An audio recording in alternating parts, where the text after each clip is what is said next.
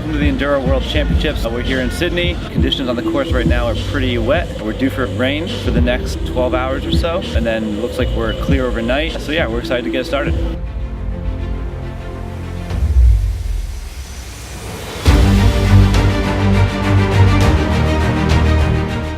I'm DEANNA BLEGG from Australia. This weekend I'm at the OCR World Championships 24-hour Enduro, and I'm pretty excited to be here and amongst it all. This year I am not racing. I've decided to take the other side and be support crew for an athlete, Laura Newton. This weekend's event is going to be massive. It's going to be cold. Just the elements here are really challenging. A big mental battle. What excites me the most is I'll be competing against the top athletes in the world. Expectations is just to keep moving and just race the best I can. Yeah, 24 hours, anything can sort of happen.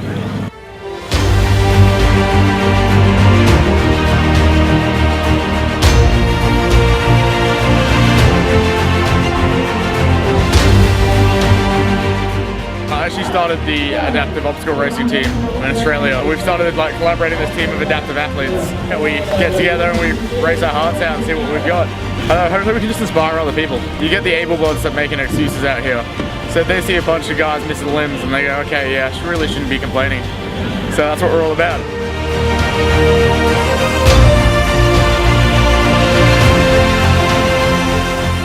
2012 was probably when, say, obstacle racing started in Australia with tough mudders and Spartan races. The crowds definitely haven't dissipated at all. The courses have changed in the fact I feel that the upper body strength obstacles are more dominant in the events, and there's more of a focus on completion rather than penalty and move on. My goals for this weekend are just to race my race, not worry about everyone else, not to get too pumped up with the hype, and just to try and enjoy every single moment. And when it does get tough, just to dig as deep as I can and think about all those people who can't race and just to try and put it in really hard for them.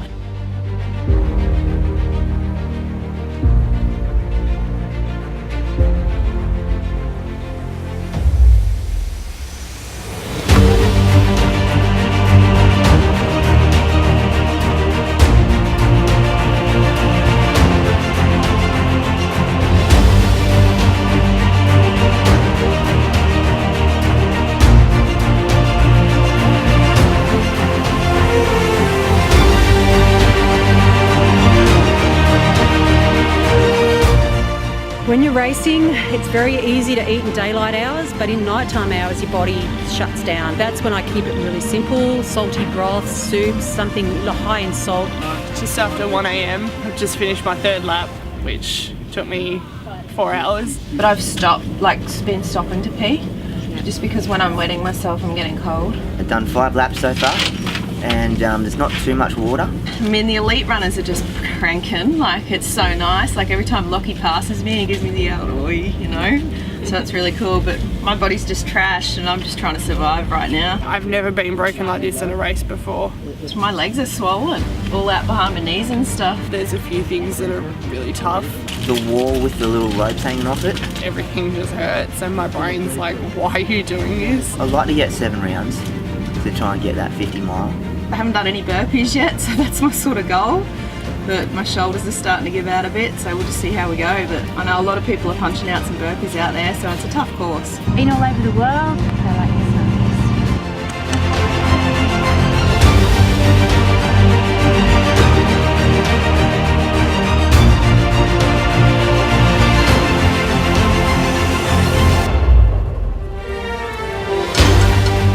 It was a super fun course. I really liked that the obstacles were challenging but completable for the whole 24 hours.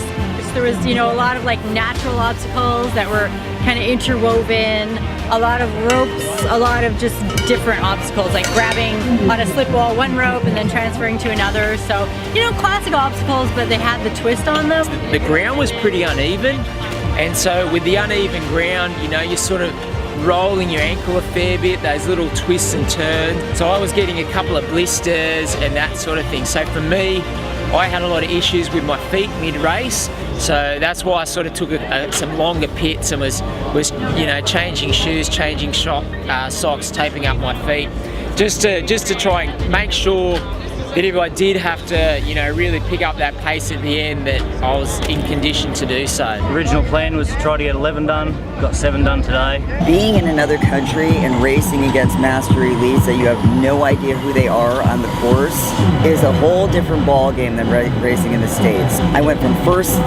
in 12 hours to third. For 24 hours I fought to get that first place again. So I think that for me was the most exciting experience. I think the more you kind of struggle out there, the more like magical the finish line is too, right? And that's the wonderful thing about racing for 24 hours is you're gonna have so many of those low points and you're gonna have to battle your way through them. And you're gonna make it to the finish line and you're just gonna feel like amazing and like you've really accomplished something. 4 laps completed, and now you wanted 5. That's pretty special. Yeah, sorry, that was everything I had. I got pretty dark out there last night. I had 7 hours to do a lap. No, I had so much support on the course from my pit crew, other racers, and yeah, there was no way I was getting through that without these guys. But every time I felt like I couldn't do it, I look back at who I used to be, that disabled mess, and I refused to be that person. Ladies and gentlemen, Mark Daniels, if you ever need inspiration, that is your man. I don't know how to describe it, but the feeling you get when you cross that finish line after 24 hours until you sort of give it a go and have that experience, it's indescribable. I've come all this way, I've flown across the country, I might as well finish at least one more lap. I've got so many mates out here, I've got people I don't know. And it was every person on the course stopped, had a chat, gave me some encouragement. And when you've got that going for 24 hours, you can't stop. So it's amazing. I highly encourage anyone to have a go. If you don't think you're fit enough, you know, forget all that. Just come out, try it, and you're gonna surprise yourself, I promise you.